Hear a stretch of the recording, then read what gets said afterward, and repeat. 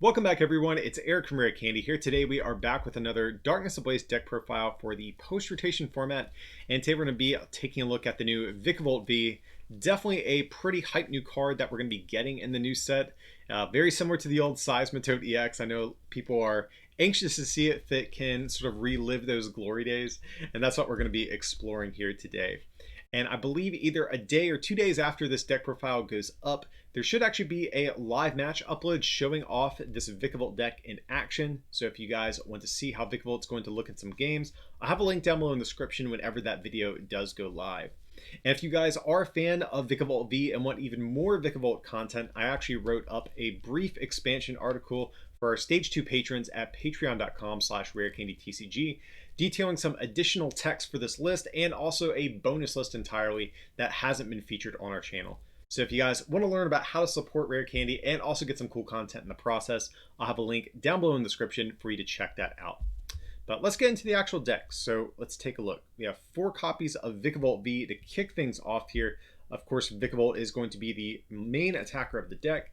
New Pokemon V from Darkness Ablaze, 210 HP, 3 retreat, fighting weakness. But really the thing of interest is this first attack for a lightning and colorless is 50, and your opponent can't play any item cards on their next turn. So very similar to the old Seismitoad, but of course, we're a little bit beefed up for today's standards. We got the extra HP, the extra damage with the attack.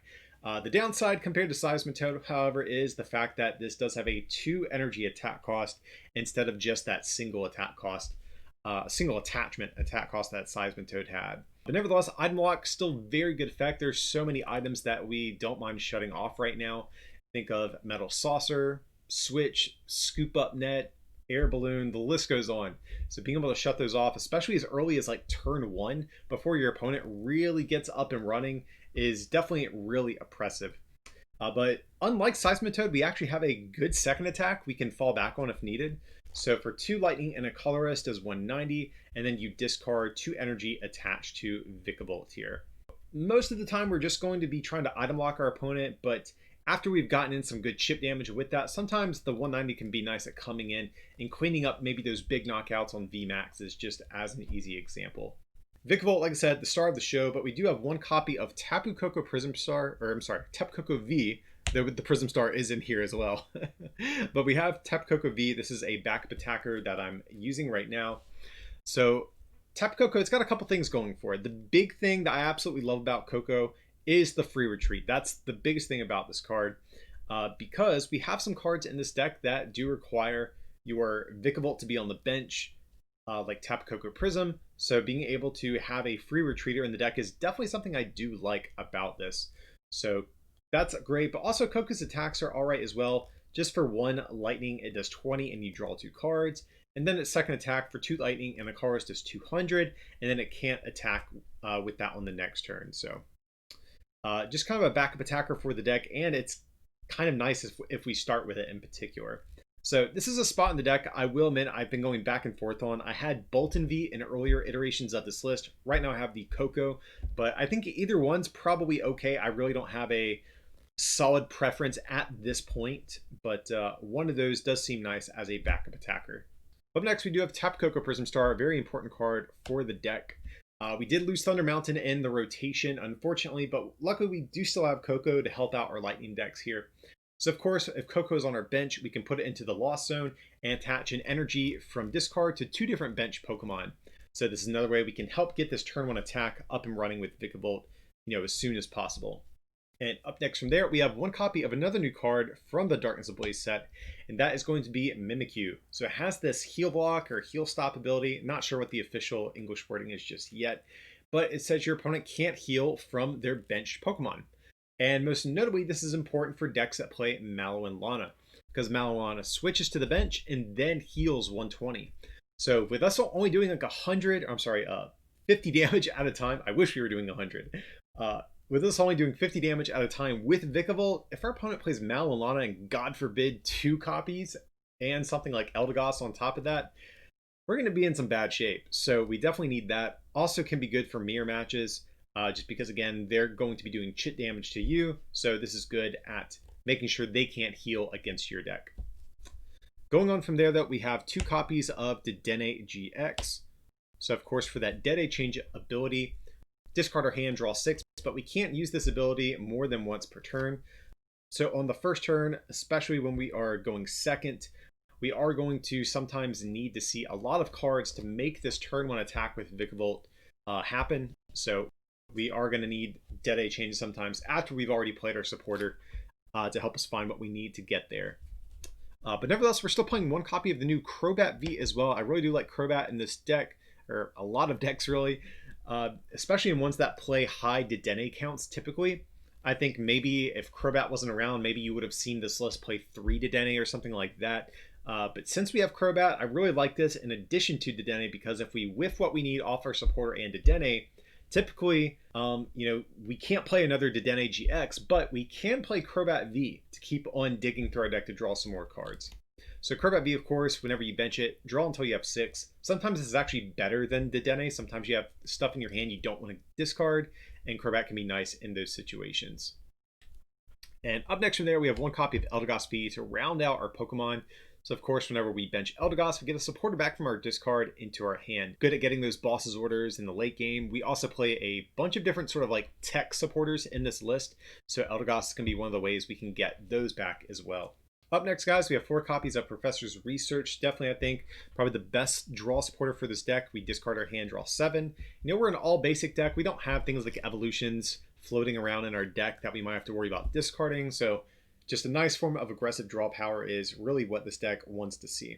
Up next from there, we have 3 copies of Marnie. Another supporter, even though it's really one of the only other decent draw supporters in the current format, I really do like Marnie in a deck like this, just because we are trying to disrupt our opponent. So of course, both players shuffle their hands, put them at the bottom of their deck. You draw 5, your opponent gets 4.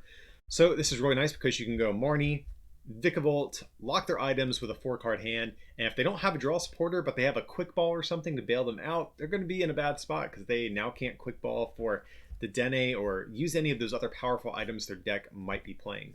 Up next from there, we have 3 copies of Boss's Orders in the deck to choose what we want to take knockouts on. So of course we switch our opponent's active with one of their bench Pokemon. Definitely nice. And one thing I found with this deck too is that when you are item locking your opponent and they can't play stuff like switch to get out of the active, sometimes you can go for like a defensive Boss's Orders and just lock maybe a big Pokemon in the active that doesn't have any energy to attack or retreat with. So Boss Orders, especially good, I think, in an item lock deck.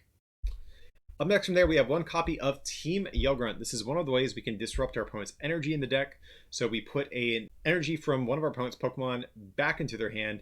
Since we are kind of a slower deck in terms of taking prizes, frequently that gives our opponent the time they need to get their attacker set up. So we need some ways that sort of keeping them at bay, making sure they really can't get set up. So Team Yell Grunt's one of the ways we can do that. We also have 1 copy of Belba Bryson Man in the deck. This is definitely an interesting inclusion, but one matchup this is mainly for is going to be the Eternatus VMAX deck that just came out of Darkness Ablaze. And so Eternatus, it can get set up pretty quickly, even under item lock, I think. So what we need for Belba is actually the secondary effect. Typically, the base effect just says discard the top 3 cards of both players' decks, but if you discard 3 cards from your hand, both players discard until they have only 3 bench Pokemon remaining and your opponent discards first. So this is going to take that giant bench full of 8 Pokemon the Eternatus player has, shrink it down to 3, and that way they can't one-shot your Vikavolts.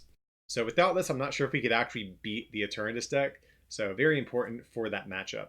Up next from there, we have 1 copy of Mallow and Lana. So of course we switch our active with one of their bench Pokemon, but if we want to, we can discard 2 cards from hand and heal 120 in the process. So this is definitely good against opposing decks that aren't one-shot oriented like other Vikavolt decks, or just really anything that has to 2-shots. We are playing some tanking options in this deck. This is going to be one of them. And then from there, we have 1 copy of Cynthia and Caitlin to round out our supporter cards. So Cynthia and Caitlin, we put a supporter from discard back into our hand, but if we discard a card when we play it, we can also draw 3 in the process. So like I said, we play a variety of different like tech supporters between this and the Eldegoss V. We can pretty safely get them back whenever we need them, I think. So reusing Belba if our opponent does manage to set up another huge bench with their Eternatus deck, maybe reusing Yell Grunt, whatever it might be.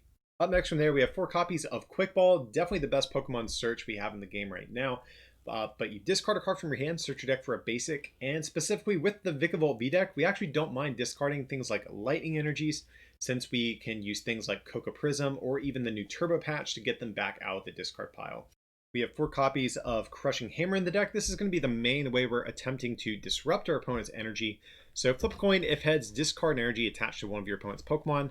Like I mentioned when talking about Yell Grunt, we are definitely a slow deck when it comes to taking prizes. And this is going to be one of the ways we can maybe help keep our opponent at a position where they can't really attack into us. So Crushing Hammer, definitely going to be good against a lot of decks, especially like the 2 energy attachment decks, like opposing Vikavolt decks, Eternatus, Dragapult. Even ADP, good at maybe holding off that turn 2 or even turn 1 sometimes, Altered Creation GX. So just a nice disruption card that even Seismitoad of the past has played. Up next from there, we have the new Turbo Patch that we are getting in Darkness Ablaze.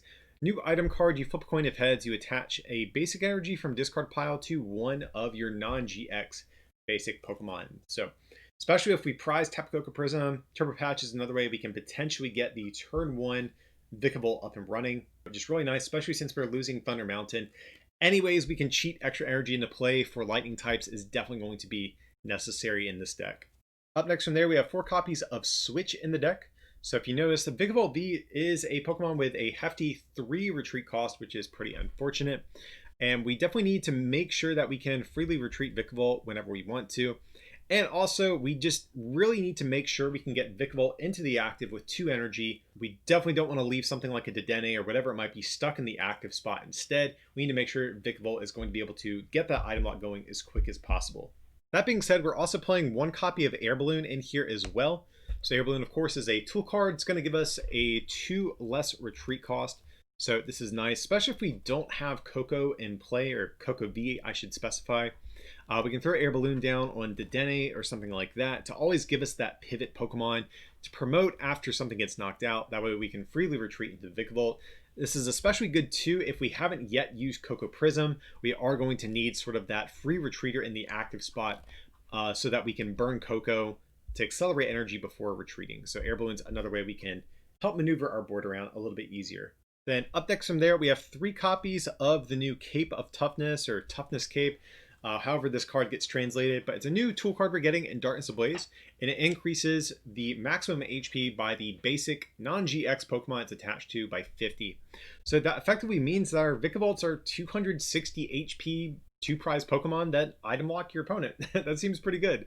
So if you compare that to something like Pikarom, which has 240 HP that gives up 3 prizes, that looks pretty good.